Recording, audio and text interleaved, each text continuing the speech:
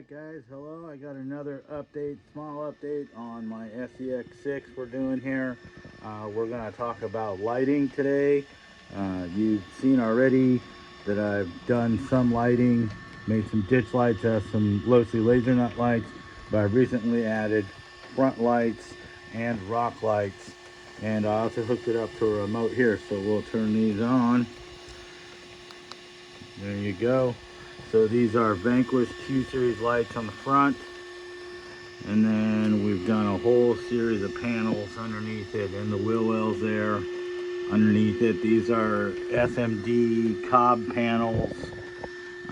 You can get them from DDM Tuning here in San Diego. They do ship on the internet, and then they're wired to 11.1 3-cell power, as well as the Q series lights on the front, and the factory lights and the ditch lights run off the receiver. So I'll get the body off and flip this over and get you a better look underneath it, and then we'll talk about the new servo upgrade that's in this. Okay, so I got the body off here, and just give you a look at all the panels we got going on underneath this thing. We got 3 panels in the back. Again, these are 12-volt SMD cob panels designed for your interior of your full-size car. They're show you how they're wired up here in a minute when we flip the truck back over. You see we did 2 large panels. This truck's so big, I was going to do a set of long panels in here, but opted for the big square panels to try and hide them close to the frame and tucked in so that they don't get beat on. This truck's heavy, it drags over things. Put one there on the oil pan, up in the front bumper, and in the wheel wells. And then here in the back, same thing.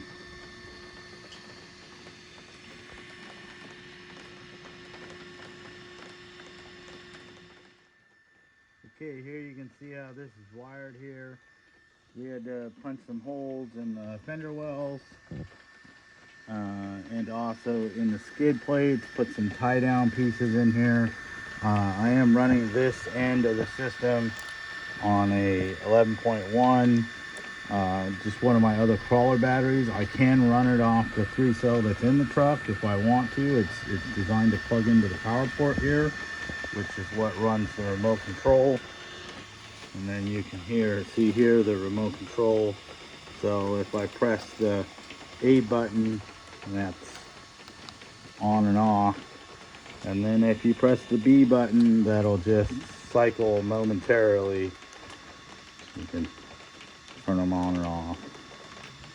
So there's on. There's another look at the Q series lights.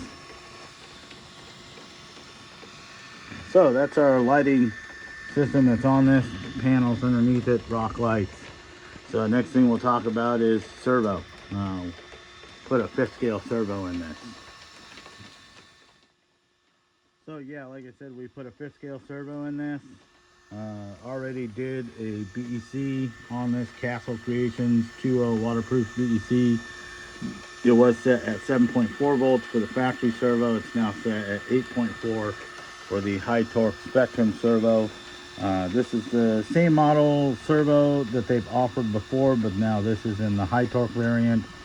But we will talk about a couple of mods you may need to make.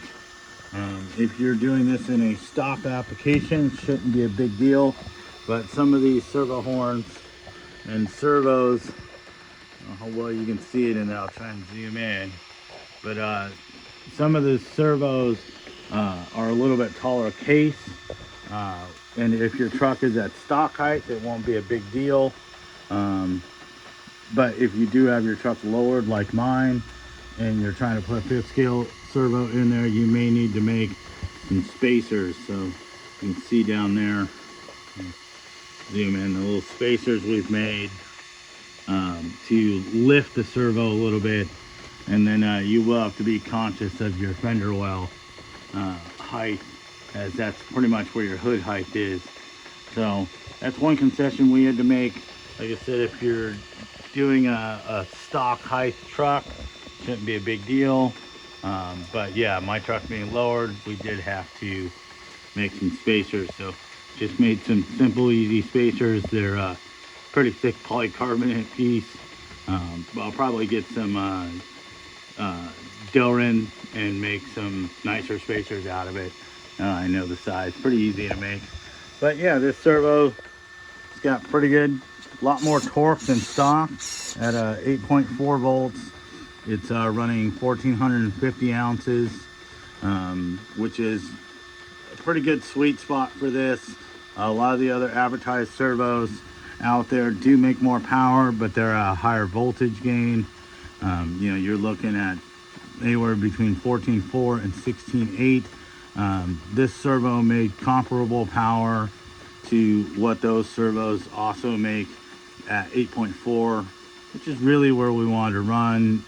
There were a couple options for 11.1 direct drives, which would make more power than this, about 1800 ounces. This makes about 1450, but it seems to be plenty enough to turn this. Not the fastest servo in the world, little bit faster than the stock servo, but a lot more power. The truck steers under load now, no problem. It doesn't stall out. So I have done a split BEC on this one as well, same setup as I had before. And yeah, so that's the new Spectrum servo. We are probably looking at testing out the new Shift servo when it comes out. It's a little bit more power than this, at 11.1, and it fits in there really well.